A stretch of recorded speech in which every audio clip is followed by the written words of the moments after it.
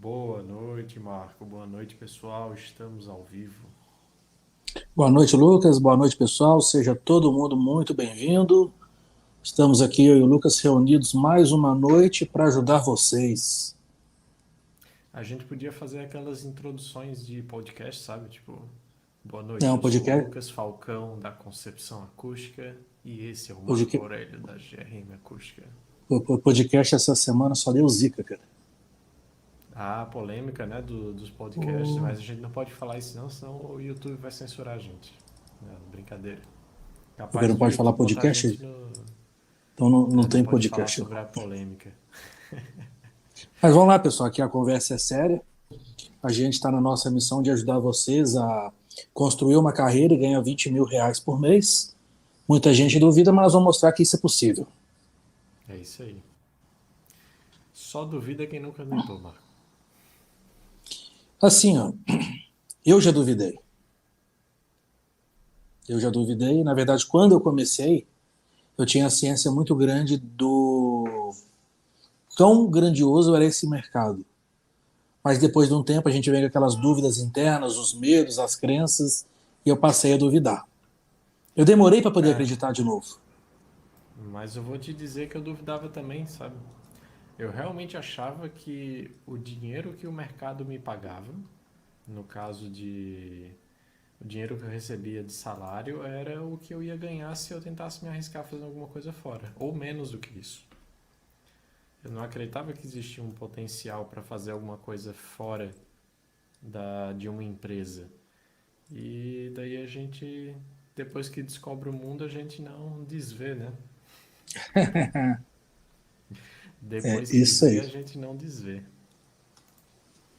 Mas hoje nós vamos falar sobre um dos primeiros passos na construção de um negócio na área de acústica, né? Exatamente, exatamente. A gente vai falar sobre como fazer a primeira venda. Assunto Você sabe pertinente que ou não, Marco? essa era a minha maior crença, o meu maior. Crença não, né? Esse era o meu maior medo quando eu formei. Eu já tinha competência técnica suficiente. Eu já trabalhava dentro da universidade há 3 anos, quase 4, com acústica, mas eu não sabia vender. Até então eu era um engenheiro, um aluno engenheiro, que realizava grandes projetos, grandes trabalhos, mas o projeto sempre caiu no meu colo, né? Alguém vendia para mim. Uhum. E eu vou jogar uma polêmica aqui, Marco. O mais difícil na coisa de ganhar dinheiro sendo empresa não é saber fazer, é saber vender e administrar a empresa. Cara, eu estou refletindo aqui, eu estou numa pegada de tal forma, porque o dinheiro sumiu nessa pandemia.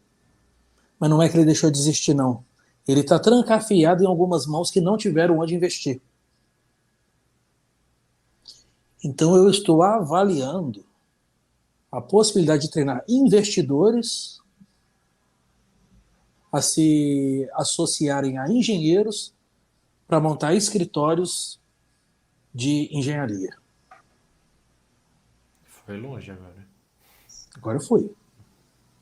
Agora Mas foi enfim, isso é longe. uma reflexão que, só adiantando aqui para o pessoal, que é uma das maiores dificuldades das pessoas, é ter uma bagagem administrativa e de negócios, uma bagagem de marketing e vendas.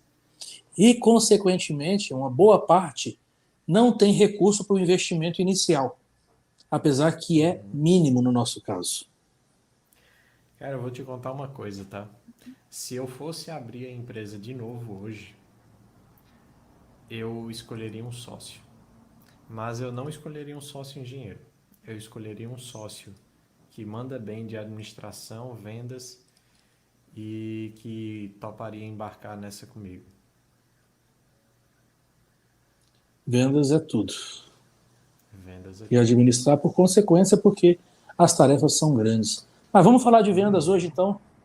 Como que a gente ajuda a Vamos pessoa a lá. vender R$ 20.000?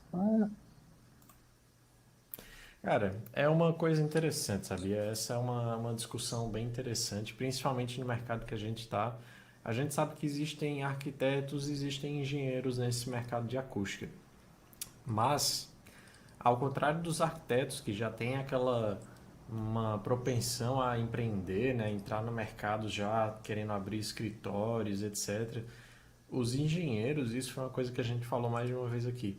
Engenheiro é ensinado a ser funcionário, engenheiro não é ensinado a empreender. Então a gente é jogado no mercado de trabalho para trabalhar para alguém. Nunca passa na cabeça da gente fazer projetos, vender laudos e etc. Tanto é que hoje, se você for vasculhar na internet aí, existem centenas de pessoas ensinando outros engenheiros a como abrir uma empresa e empreender dentro das suas competências profissionais. O que é que tu acha, Marco? A gente não é treinado para empreender. Na atualidade, a gente tem algumas disciplinas, algumas áreas que já estão razoavelmente empreendedoras. O pessoal da área de informática, aí hoje são inúmeras. Quando eu entrei na faculdade, era ciências da computação. Agora tem ciências da informação, ciência da computação, tecnologia da informação, engenharia da Engenharia de computação, software, engenharia de hardware. enfim. Então, essa área de tecnologia, ela tradicionalmente ela já é empreendedora e onde principalmente nascem as principais incubadoras. Então, o suporte para a pessoa se desenvolver e se capacitar é muito grande. A arquitetura ela tem um viés também do escritório. Então, do arquiteto ou se juntar a outro arquiteto em um escritório ou ele abrir o dele. Eu acho que é até mais comum a gente falar de um arquiteto e um escritório do que de falar de um arquiteto dentro de uma empresa. Apesar que eu acredito que esteja ali balanceado, eventualmente até mais para a empresa. Mas a gente percebe mais o arquiteto no escritório. O médico, o advogado, ele também tem um viés mais empreendedor, não no sentido da informação, mas ele sabe que ele vai ter a oportunidade de montar um escritório ou um consultório. E o engenheiro ele é treinado para a indústria, ele é treinado para a construção, ele é treinado para uma empresa de projetos, enfim. Ele é treinado para ser um excelente capital humano de realização. E é até interessante isso porque na época, alguns anos atrás, a gente saía da universidade e já saía com fila de empresa atrás de engenheiro para pagar o piso, né?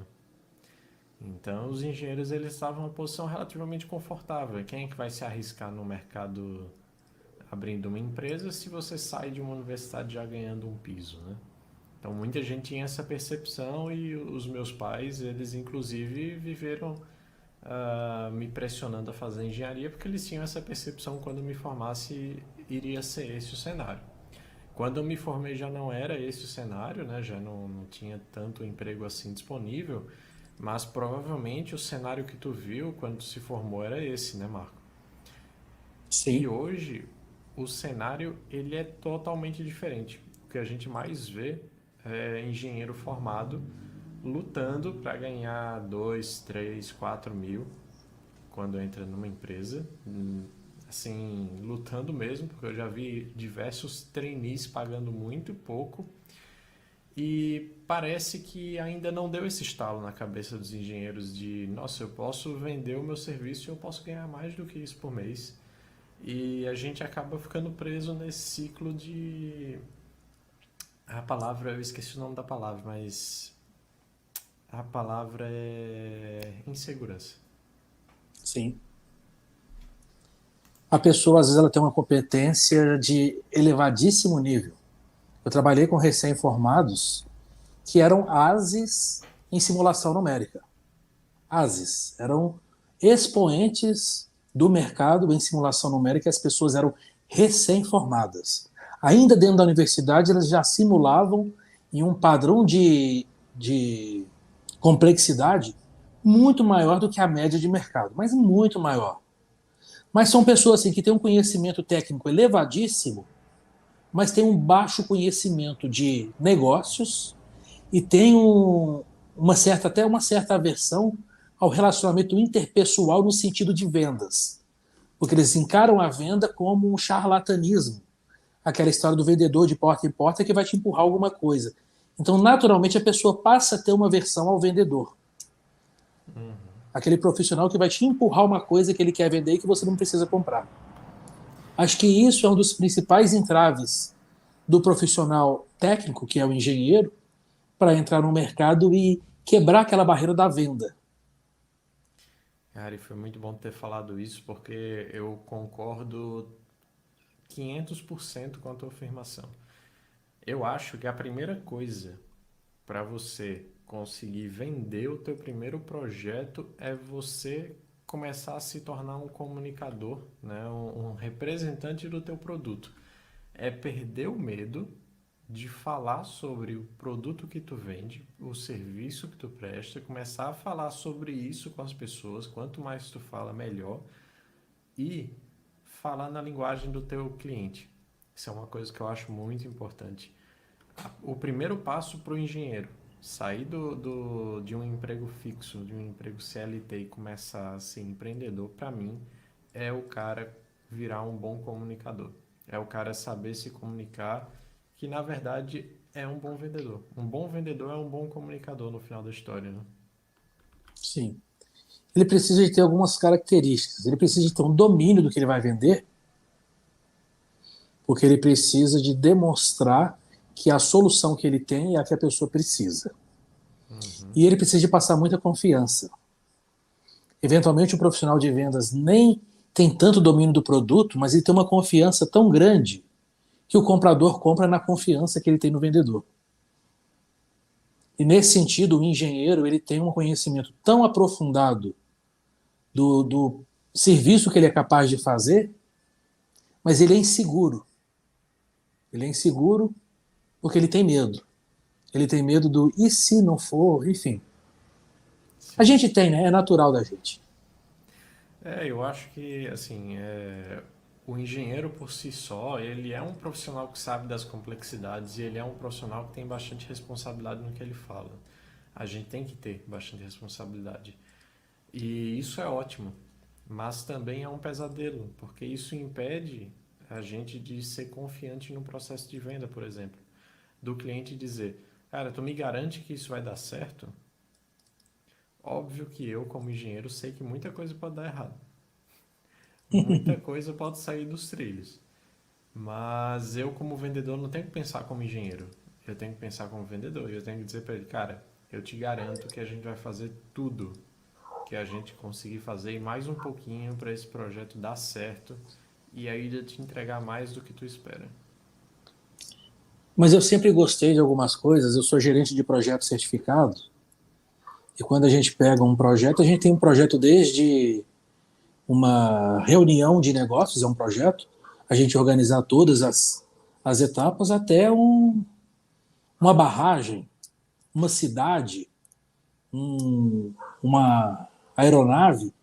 Então, projetos de natureza bastante complexos. E como que a gente faz um projeto complexo? A soma de vários projetos simples.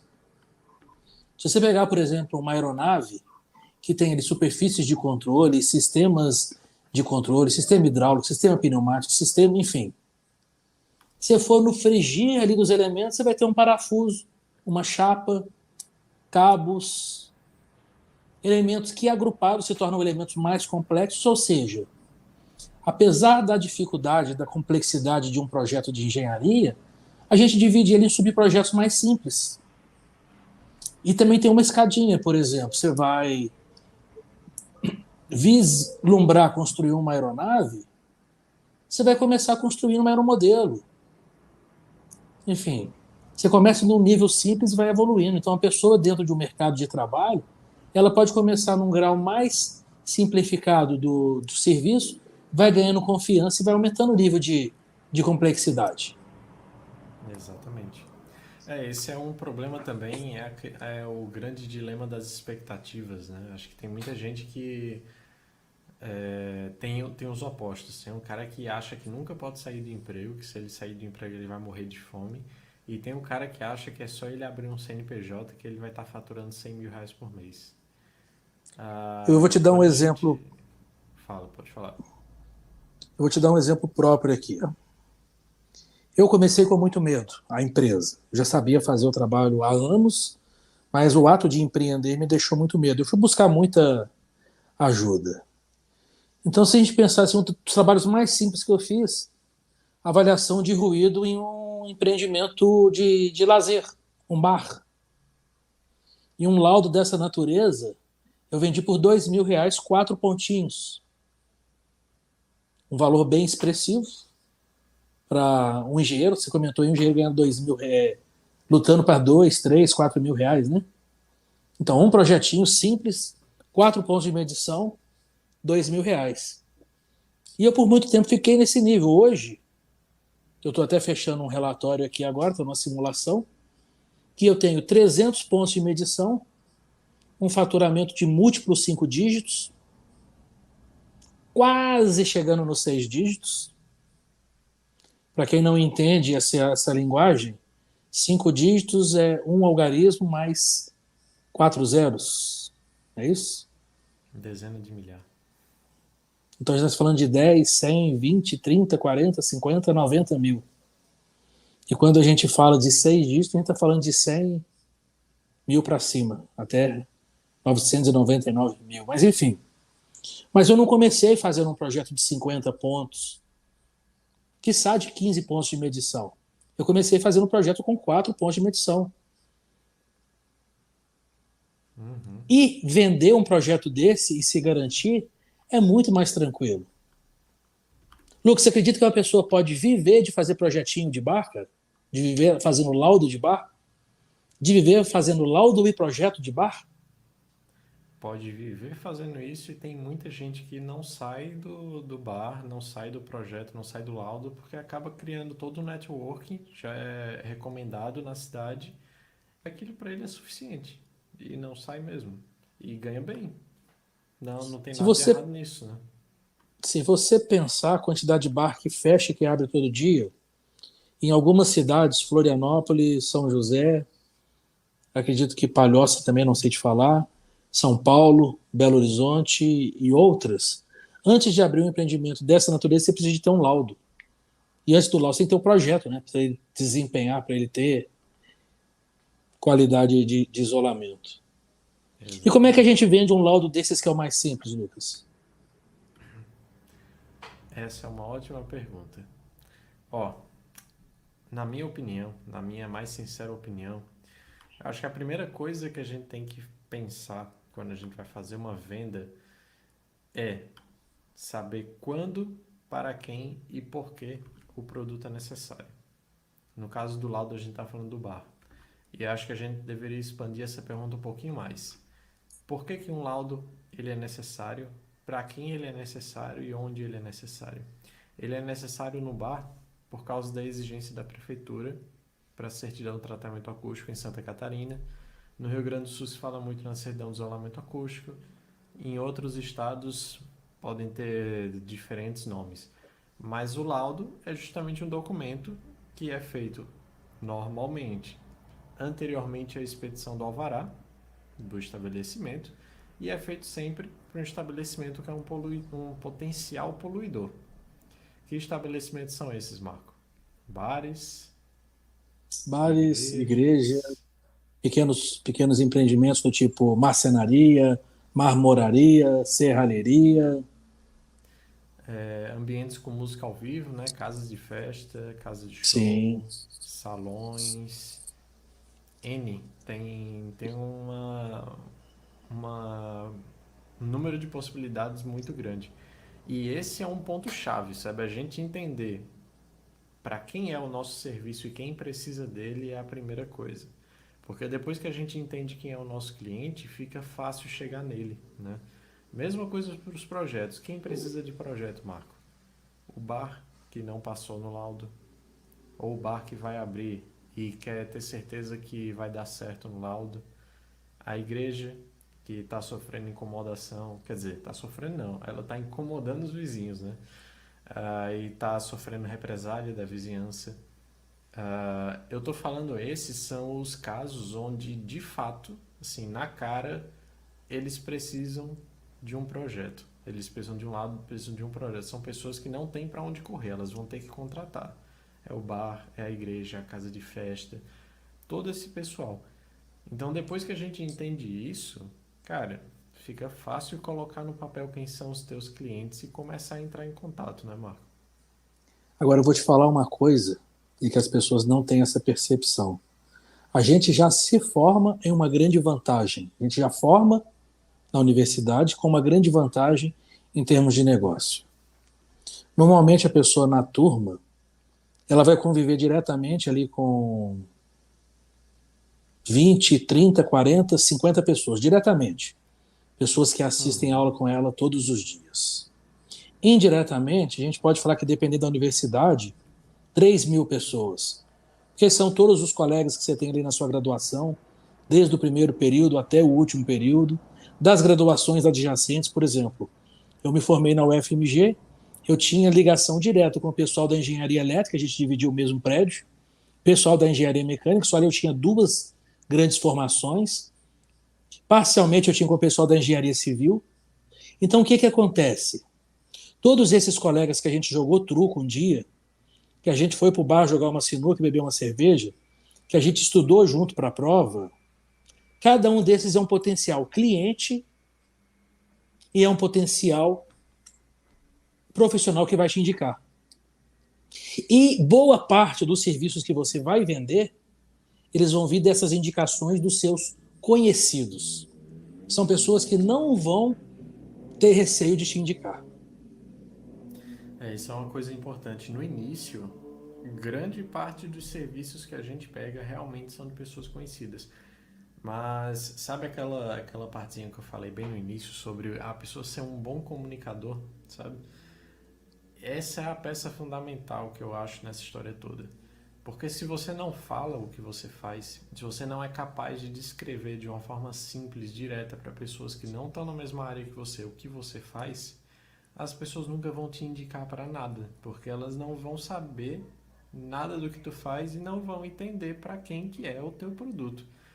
É a mesma coisa, tá, Marco? Eu apresento orçamento todo dia. Todo dia eu falo o que eu faço, os serviços que eu faço e, obviamente, no meio da apresentação, naturalmente saem os termos técnicos e etc. Sabe qual é a hora que eu vejo o olhinho do cliente brilhar? É quando eu chego para ele e falo: olha, a gente faz projeto de condicionamento acústico. Sabe aquela sala de reunião que quando tem duas pessoas falando ninguém se entende? Por causa de eco, reverberação, porque a primeira coisa que eu falo é eco, mesmo sabendo que é um conceito errado, porque já está na cabeça das pessoas, né?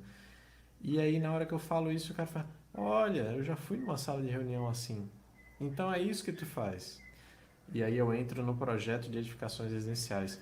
Olha, eu faço projeto de isolamento de sistemas de vedação verticais, horizontais para a norma NBR 15575.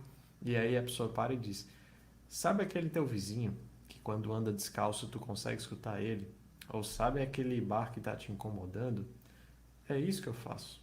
Eu resolvo esse tipo de problema. Daí o cara cai a ficha na cabeça dele. Diz: poxa, olha só, é esse cara então que resolve. E aí quando ele escutar um amigo dele se queixando, o que é que ele vai fazer, Marco? Spoiler. Ele vai te indicar e vai te recomendar. Exatamente. Mas ele só vai fazer isso se tu for minimamente capaz de ser um comunicador eficiente e dizer pro cara, na linguagem dele, o que é que tu consegue fazer. E eu vou te falar uma coisa, Lucas: venda é clareza. Quando você vai para comprar um produto, um serviço qualquer, se você tiver dúvida, você não compra. Porque você tem medo daquela dúvida ser muito importante. Então você prefere retirar aquela dúvida antes de comprar. Por exemplo, Exatamente. você resolve que vai comprar uma caminhonete porque você precisa para a sua atividade profissional ou para a sua atividade de dia a dia, ou mesmo pelo sua satisfação. Aí vem aquela pergunta: diesel ou flex? Aí você vai avaliar lá, tal, tem um fator de financeiro, tem um fator de manutenção, tem um fator de desempenho, tem um fator de durabilidade, e aí você põe uma interrogação na cabeça. Eu invisto menos e compro uma flex ou eu invisto mais e compro uma diesel? Sabe o que você faz? Volta para casa e vai pesquisar. Eventualmente você passa, pesquisa, pesquisa e desiste de comprar porque você não tem a resposta. Exatamente. Então, quando a É gente uma vai coisa. vender e não está claro e gera dúvida para quem vai comprar, essa pessoa prefere não arriscar. Então, uma das nossas maiores qualidades é tornar a nossa comunicação clara. E é muito bonito, né, a gente falar que a condição de contorno, o coeficiente de segurança, que o coeficiente de Poisson, então são nomes muito bonitos para a gente, né? Ah, eu domino a arte da resistência dos materiais. Mas o seu cliente eventualmente não sabe nem o que é isso. Então você vai ter que falar para ele que a viga é forte, vai ter que falar para ele que o som vai ser bloqueado. Enfim, se você entra com termos muito técnicos, é claro que na acústica a gente tem também uma vantagem.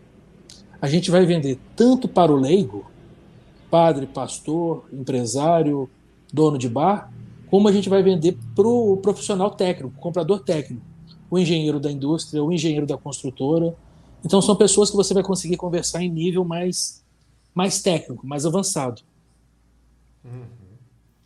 E eu realmente acho que o grande trunfo é tu se colocar, né, tu adaptar a tua linguagem pro nível do teu cliente. Se o teu cliente é uma construtora e a construtora ela lida com a NBR 15575, ela lida com sistemas de vedação, né, com a linguagem técnica o dia inteiro, tudo bem você falar de forma técnica. Às vezes é até bom que você fale de forma técnica nesse meio, porque dá uma certa autoridade, né? Passa uma confiança para você. Mas se tu tá vendendo um laudo pro Zezinho que tem a mercearia, Zezinho é o nome que tu gosta de falar, né? Pro Sozinho Zezinho não, lá, o do bairro é o Dirceu. é o Dirceu. Se tu tá vendendo um laudo pro Dirceu, pro senhor Zé Dirceu lá, tu não vai meter um monte de termo técnico que tu tirou lá da NBR 16313, terminologia, encher o teu vocabulário de termo técnico, vai jogar lá no senhorzinho, o Zé Disseu, ele vai comprar de outro. Ele vai comprar de quem chegou para ele e explicou o que é que vai fazer. É muito, para ele passa muito mais confiança do que um engenheiro cheio de termo técnico. No mínimo, ele vai achar que o serviço é muito caro e não vai nem querer orçamento. Não, não, nem passo orçamento. Eu vou pegar com É, outro. é complicado. Eu gosto de quebrar muito esse paradigma. As pessoas têm medo. O profissional tem medo de falar de forma muito simplista e ser taxado de pouco conhecedor do trabalho. Ah, a pessoa não tem um linguajar técnico, não tem um linguajar rebuscado, ele não domina o assunto, ele não é bom. E eu lembro de uma amiga que me falava, cara, a melhor coisa do mundo é você ser doutor. Eu falei, me explica isso aí. Uma vez que você vira doutor, você pode falar a borracha que for, que você se garante, você conhece o seu potencial. Você já se testou tanto no mestrado e no doutorado que, se precisar, você eleva o nível da conversa. Então, assim, eventualmente, quando eu chego para um cliente, eu tenho doutorado incompleto, que é até qualificação, e a gente percebe que o cliente pode não ter um conhecimento, vou fazer um laudo de desempenho, o que eu falo? Cara, eu vou colocar aqui dentro de uma sala a bola de som. Cara, olha assim, é uma bolota cheia de caixa de alto-falante que emite som para todo lado. Se eu falar com ele que eu vou colocar lá uma caixa do decaédrico, ele já vai ficar assustado. Do decaédrico, o que é isso? Da mesma forma, a Type Machine. Eu vou pegar aqui a máquina de martelete e vou começar a martelar o seu chão. Ele olha, ele entende, martelo, martelete, para ele é claro. Se eu falar uma Type Machine, ainda mais que está num termo estrangeiro, ele já fica assustado. Quando eu percebo que o profissional tem conhecimento, eu elevo um pouco a conversa. Eu lembro uma vez que eu fui fazer uma venda para de querer até mestre, com nível de mestrado, e na Petrobras. E eu liguei para ele, tá, mas eu não converso com o vendedor. Ou seja, ele achou que eu não tinha o conhecimento técnico básico para poder conversar no nível dele. Uhum. E aí a gente abusa, né? Eu lembro que eu Abuso, mas. perguntei qual que era o maior desafio dele, se era em termos de casamento de impedância das estruturas e papapá. Aí ele já começou, escutou a impedância, aí eu comecei a falar com ele dos modos de vibração e das frequências naturais. Aí ele perguntou: você é engenheiro? Eu falei: sou mestre em projeto de fabricação e doutorando de vibração. A conversa mudou. Mas enfim, a gente tem que saber pesar. Mas é melhor a gente pecar pela simplicidade do que a gente querer ser rebuscado demais e espantar o cara. Uhum, Mas isso está dentro de uma linguagem. Um passo antes a gente ainda tem para ser feito, né? Na venda. isso é verdade. Marco, Ou seja, antes da gente chegar cara a cara com a pessoa, a gente tem ali, acredito que 2 passos, né? Ou 3. Agora me fugiu. cara, sabe que ah, uma coisa que eu vejo muita gente errar nas vendas é que o cara acha que a melhor forma de vender é fazendo venda por meditação. Tu já viu venda por meditação? Ele senta, cruza as pernas, bota a mão em cima das pernas, faz assim, ó, e espera o cliente chegar, meditando. Tem muita gente que acha que a coisa acontece assim, tá? Que abre o CNPJ num dia, no outro dia senta na frente do computador e fica esperando alguém entrar no site dele e ligar para ele. E olha, é difícil dizer isso, mas esse é o pior jeito possível, né, Marco? Tem muita gente que quer fazer Muito a jeito. venda de um passo, né? Pô, eu faço o laudo, está aqui o meu cartão, se precisar me liga. Oi, tudo bem? Eu faço laudos. Você quer? Não. Tá, então vamos pro próximo. Então, na Eu. verdade, eu gosto de falar que a gente tem 5 grandes passos. Primeiro, a gente precisa chamar atenção.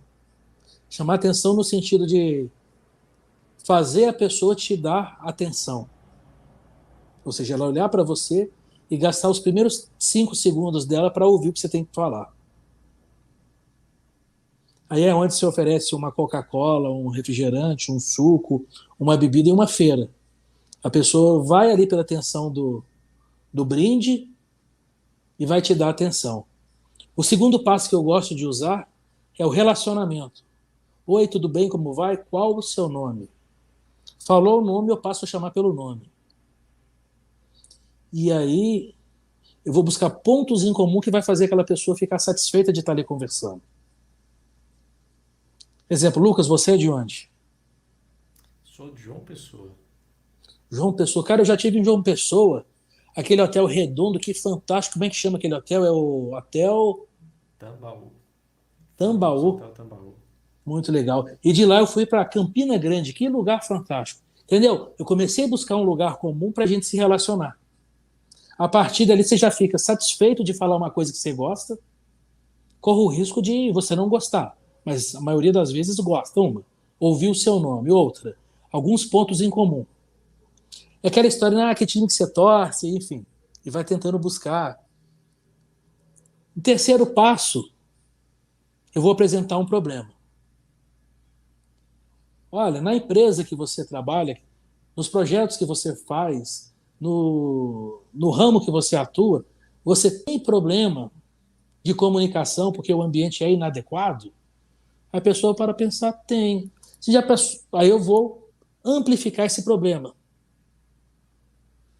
Você já parou para pensar que você vai perder produtividade, perder dinheiro, perder cliente, perder e perder, porque o resultado de uma reunião num ambiente desses pode ser bastante desastrosa?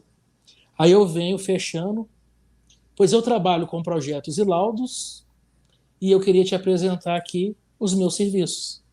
Ou seja, a pessoa já te deu atenção, você já se relacionou com ela, já criou um link de comunicação, você deixou ela ciente que existe um problema, porque eventualmente as pessoas tentam vender coisas e elas não têm problema, ou não o percebem. Você deixou ciente de um problema, você reforça o problema mostrando que ele é mais grave do que a pessoa pode perceber, você mostra a solução e faz uma oferta. Me liga para a gente conversar a respeito, me liga para eu trazer material para você ver. A minha abordagem vai nessa linha aí, que acaba ficando natural. E uma coisa interessante, Marco, que eu aprendi depois de um tempo, é que você tem sempre que deixar o, o teu lead, né? A pessoa interessada, você tem que sempre deixar a conta na mão dela. Tem sempre que deixar uma ação para ela fazer, sabe? Diz assim, ligou, teve o primeiro contato, cara, vamos marcar uma reunião. Quinta-feira você pode. Sexta-feira você pode. Qual é o horário? Vamos marcar esse horário então? Marca a reunião. Na reunião diz, cara, e aquela proposta lá que a gente conversou daquela tua sala de reunião que tem muito ruído e tu não consegue se comunicar? Vamos conversar sobre essa proposta? Quando que tu pode conversar? Em quanto tempo tu acha que tu consegue preparar o material para a gente fazer essa reunião? Apresenta o orçamento. Quanto tempo tu pode me dar uma resposta sobre o orçamento? Olha, se a gente conseguir fechar essa semana, esse mês eu já consigo ir na tua empresa fazer uma visita. Quanto tempo tu acha que demora para me dar a resposta? Sempre deixando uma tarefinha, sabe? Sempre deixando uma coisa pro teu lead também sentir a pressão de que ele tem que fazer alguma coisa, sabe? Isso é uma coisa muito importante porque às vezes a gente fica assim, ó, apresenta, daí diz, beleza, apresentei aqui a minha empresa e é isso. E então tá, então bom trabalho, tchau. A gente se fala aí algum dia. Se tu precisar de mim, tu me liga. E não acontece nada, né? Agora, olha o caminho das pedras. Vou entregar o ouro aqui agora. Para quem está começando, é interessante procurar quem tem uma demanda mais simples. Ou quem não tem tanto poder de compra, que não vai poder chegar em quem é mais estruturado e famoso no mercado. Se a gente for pensar em projetos, um local riquíssimo e que com uma semana de visita, com certeza, 2, 3 projetos é muito certeiro de você conseguir, é visitando arquitetos e escritórios de arquitetura. Ou porque, eventualmente, ele não sabe do problema. Ou ele até orbita que existe aquele problema, mas ele não vai procurar. Porque ele tem tanta tarefa, ele não procura. Então você se apresenta, faz uma reunião, toma um café com um arquiteto desse, ele começa a encaixar, opa, o projeto número 1 precisa, vou te apresentar. O projeto número 3 precisa. Então ele começa a te abrir os projetos e identificar elementos de potencial compra de serviço de projeto. Marco, deixa eu te fazer uma pergunta. Quantos arquitetos tu acha que se formam por ano em uma cidade estilo Florianópolis? Quantos? Não Sim. sei, uns 500, 300? Olha, pelo menos 200 arquitetos por ano, tá? Pelo menos. 200. Florianópolis, né?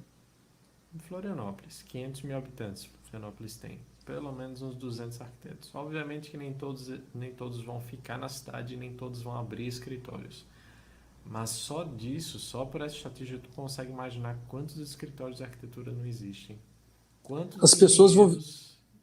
desculpa. Quantos arquitetos não estão hoje, fazendo projetos sem instrução nenhuma de acústica e, sem saber, eles precisam do nosso serviço. E assim, ó, quem tem dúvida da demanda, eu vou falar para olhar da janela, o bairro que ele mora, que com certeza num raio aí de 200, 300 metros tem uma loja de material de construção. Consequentemente, tem alguém construindo, tem alguém reformando, tem alguém precisando olhar para os desempenhos acústicos. Então, esse é um lado, os escritórios de projeto de arquitetura. Um outro muito grande que o pessoal fica solto, as empresas de construção, as incorporadoras, as construtoras, porque eles estão ali realizando tarefas, batendo meta, seguindo cronograma, e eventualmente eles perdem a condição de correr atrás de um profissional que eles precisam. Uhum. Então, uma visita a uma construtora, uma visita a uma incorporadora, também é de uma riqueza muito grande, porque ali você vai conseguir oferecer projetos e laudos. Exatamente. E sabe uma, Marco? Sabe a Associação de Bares e Restaurantes? Sim, Quantos restaurantes e bares não têm associados à Associação de Bares e Restaurantes da cidade? Vai lá. Provavelmente tem um cara que tem um bar que está se incomodando por causa de ruído. Provavelmente tem um bar que acabou de se afiliar e que não abriu ainda, mas que vai abrir. Provavelmente tem alguém que conhece algum bar que vai abrir em breve e está precisando desses serviços. Tem alguém ali que já tem bar e vai abrir outro. Ó, é um mundo de possibilidades. A grande ideia, obviamente que a gente não pode, não caberia em uma aula a gente dizer como fazer todas as etapas da prospecção e onde encontrar cada cliente, etc. Isso é até uma coisa que a gente planeja já há um tempo fazer com mais firmeza para os nossos alunos, né, Marco? A gente até ficou de fazer uma aula mais aprofundada, assim, bem embasada nisso, para ajudar o pessoal a atingir os faturamentos, bons resultados, né? Resultados aí da ordem de 20 mil. Mas a ideia, ela é sempre a mesma.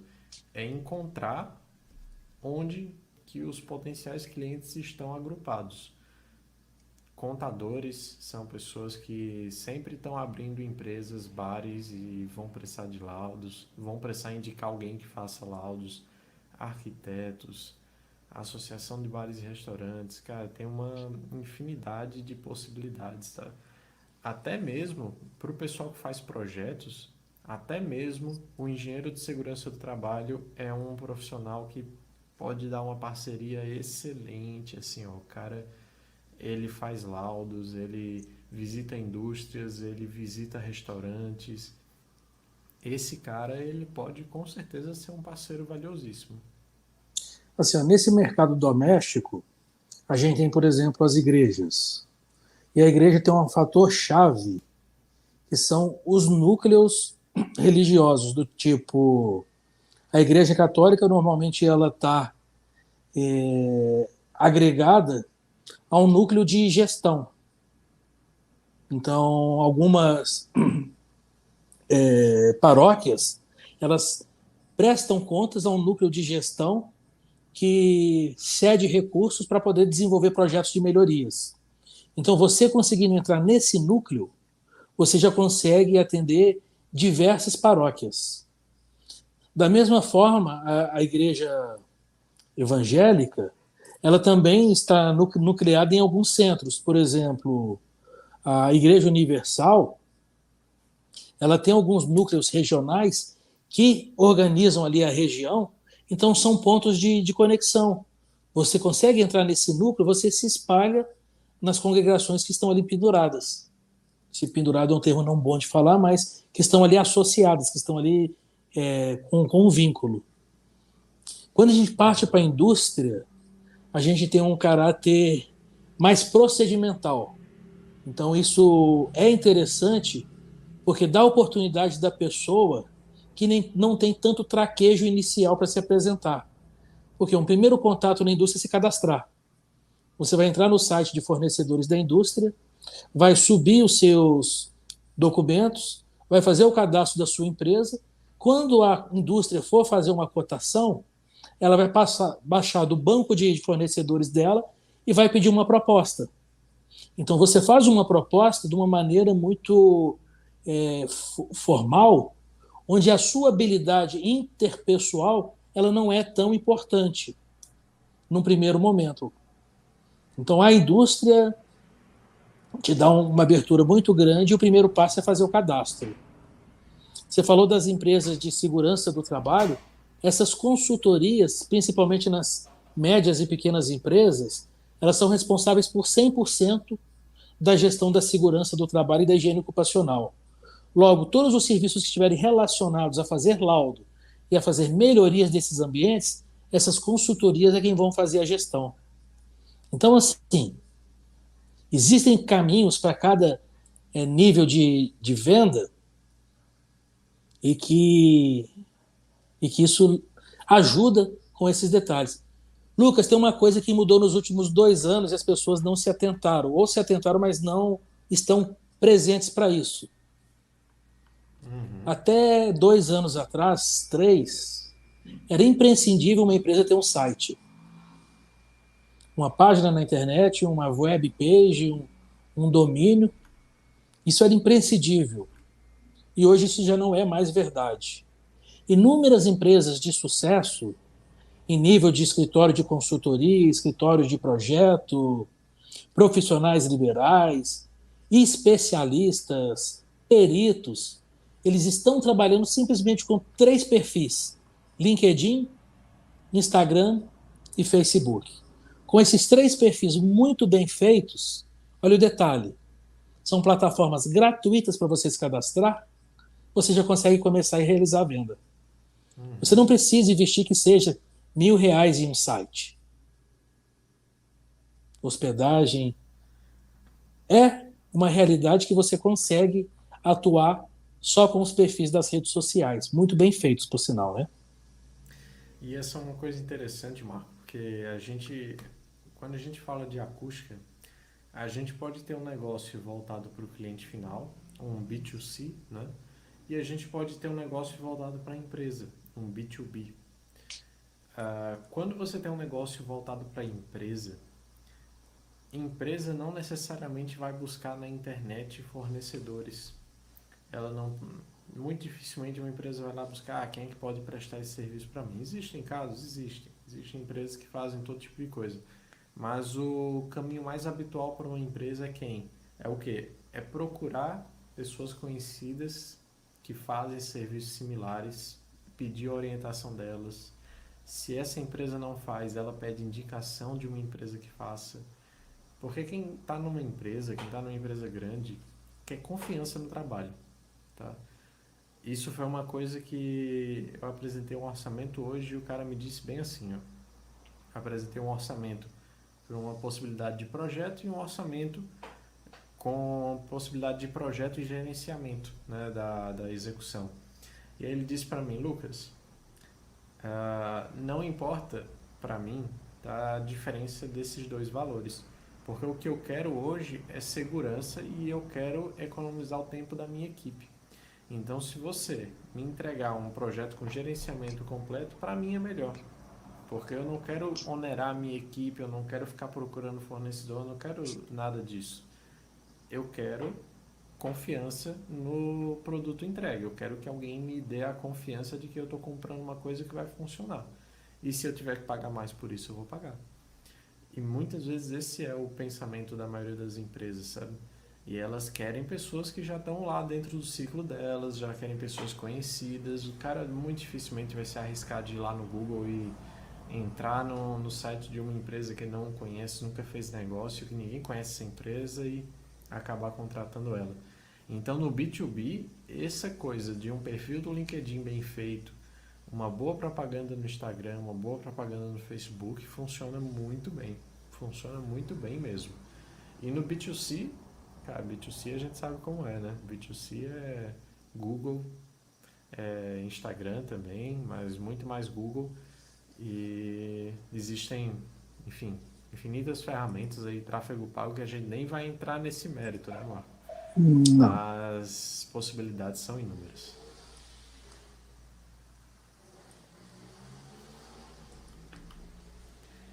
É, meu É, meu amigo, para amigo, tem muita começar, coisa. o primeiro passo é ter coragem. É isso aí. Olha só, Você Marco. sabe por que eu falo coragem? Hum, Porque a gente não foi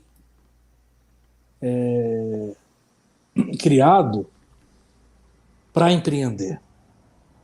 Então é uma coragem a gente quebrar esse paradigma cultural e se lançar para o mercado. exatamente. Quebrar a história de estudar para concurso público, né? Quem nunca, né? Quem nunca sofreu represália dos pais porque não quis estudar para concurso público? Marco, eu vou te dizer uma coisa, tá? Todo mundo que está aqui assistindo essa aula nesse momento ou em qualquer outro momento, porque a aula vai ficar disponível, né? Tem grandes chances, tá, de ter uma empresa que fatura mais de 20 mil reais por mês e não precisa ter uma estrutura gigantesca de 5 funcionários, 10 funcionários para conseguir chegar nesse valor. O que a pessoa realmente precisa é aprender a pensar como uma empresa. É aprender que você vai ter que ser o vendedor, que você vai ter que, cara, correr atrás das coisas, sabe? Tá cheio de engenharia, tá cheio de empresa de engenharia por aí que presta serviço de acústica que tá faturando muito mais do que isso há muito tempo. Muito tempo mesmo. Empresa que tá voando, faturando mais que 20 mil reais. Ah, e a gente realmente acha, né? A maioria da gente pensa, como a gente já falou no início, que o único dinheiro que a gente vai ganhar na vida é o dinheiro que uma empresa está disposta a pagar para a gente. Que hoje em dia o que uma empresa está disposta a pagar a um engenheiro, muitas vezes já não é mais o piso. É 4 mil, é 5 mil, 3 mil. Tem engenheiro, Marco, eu já conheci engenheiro, tá? Que saiu da universidade para ganhar 2 mil reais na empresa. Duvida? É triste, hein? E aí a gente fica nesse ciclo vicioso de realmente achar que o tempo da gente não vale. Que se a gente tentar abrir uma empresa, a gente não vai sair desses 2 mil e talvez até morrer de fome porque a gente acha que, cara, a gente não tem capacidade de vender nada. E é muito pelo contrário. Tem muita oportunidade para quem se arrisca de fazer a coisa, mas você vai ter que, cara, enfiar, como é? Botar a cara a tapa, né? Vai ter que aprender a ser vendedor para fazer a coisa dar certo. Quando a gente fala aqui de ganhar 20 mil reais com uma empresa de engenharia, a gente não está falando nada impossível. Mas é impossível, sim, para quem senta numa cadeira e não faz nada o dia todo. Fica esperando a coisa cair do céu. Mas Se deixa eu ajudar a ficar mais você... fácil. Fala aí. A gente tem uma certa repulsa pela palavra vendedor. Isso é natural, acho que da cultura. A gente enxerga o mascate, a gente enxerga aquele caixeiro viajante que estava sempre tentando te empurrar alguma tranqueira. Uma palavra que vai ficar bastante coerente com o profissional da área técnica e que vai dar até um orgulho para ele é o consultor de negócios. O que é isso? Uma pessoa que vai até um cliente, entende a necessidade do cliente e prepara toda uma engenharia de vendas. Em que sentido? Ele começa a trabalhar quais as soluções ele pode entregar para aquele cliente que vai resolver o problema. Então, a gente inverte a situação. Eu não estou oferecendo o meu serviço para você tentando encaixar aquilo na sua vida. Eu estou compreendendo as suas necessidades e percebendo como que eu consigo te ajudar daquilo que você anseia. Então isso dá um orgulho para o engenheiro, porque na venda ele já está trazendo solução. Ele já trabalha em engenharia na venda. Uma especificação de mais baixo nível, um direcionamento para uma linha de estudo. Então, o engenheiro, o arquiteto, o técnico, o profissional da área de tecnologia, ele é um consultor. Quando ele conversa em casa e comenta que precisa melhorar alguma coisa, ele está fazendo uma consultoria.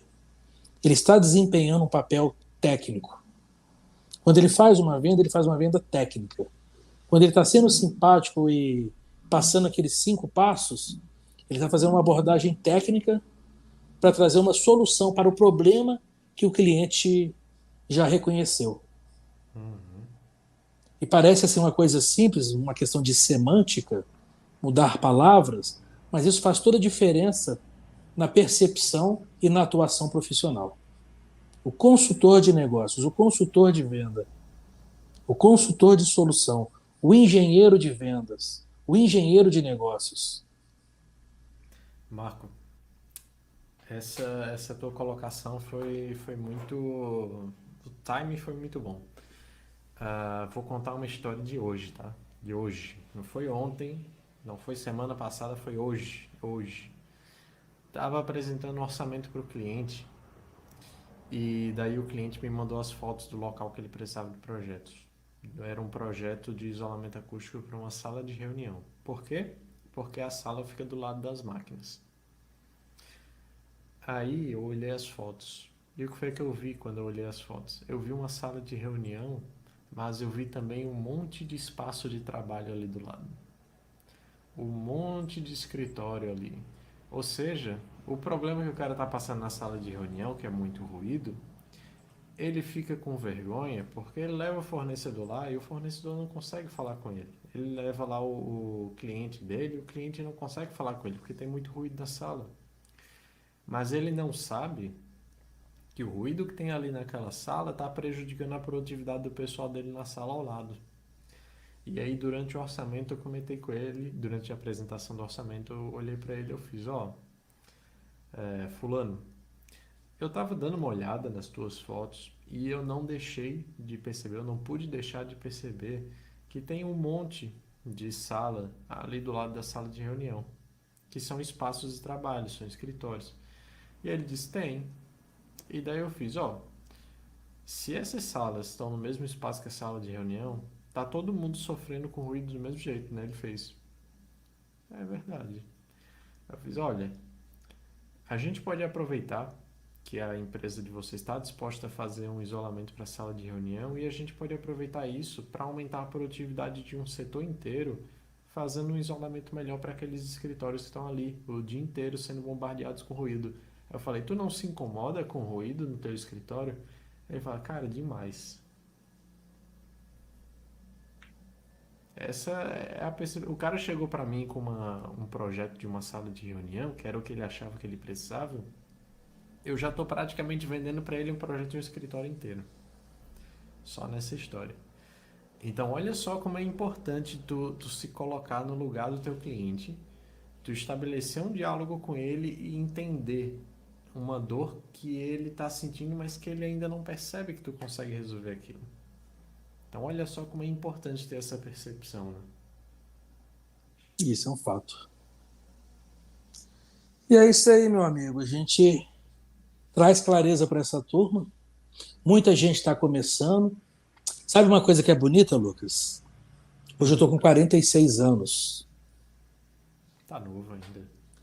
Eu comecei minha empresa com 40, com 40 anos. Em 6 anos minha empresa. É justamente a idade, quando a gente vai conversar culturalmente na nossa sociedade, com 40 anos a gente não consegue recolocação no mercado. Um profissional de 40 anos não consegue se posicionar. Eu falo mais, um profissional de 40 anos consegue começar uma carreira de muito mais sucesso do que quando ele tinha 20. Ele Porque tem uma coisa que o cara de 20 nunca vai ter. para o conhecimento e para a experiência não existe barreiras. Cara, e conhecimento e experiência é a melhor das misturas, vamos dizer assim. Porque se você tem conhecimento e você não tem experiência nenhuma, você é um recém-formado inseguro.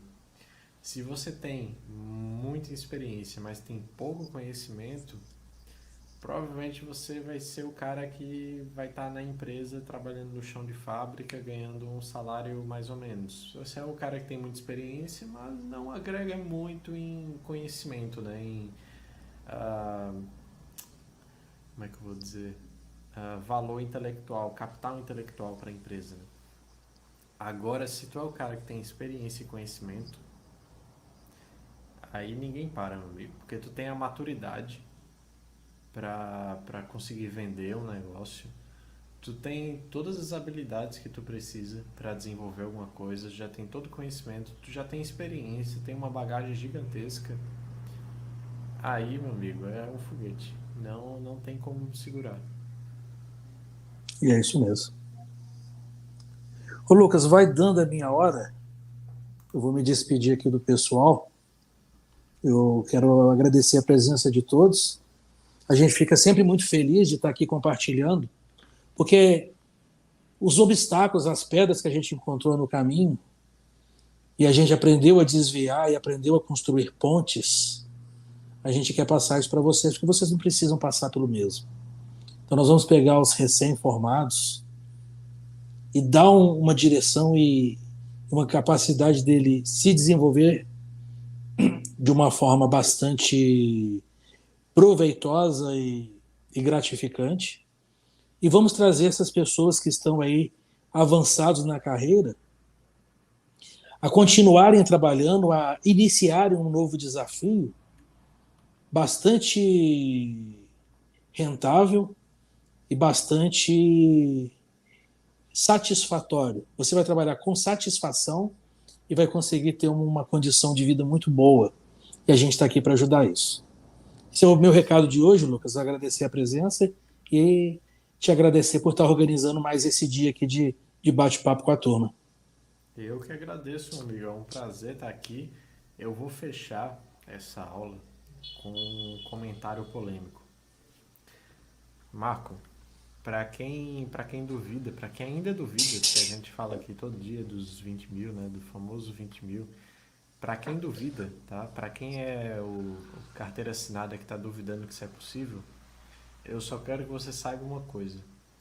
A empresa que te contrata, ela está faturando no mínimo, com o tempo que você dedica à empresa, pelo menos umas 5 vezes o teu salário.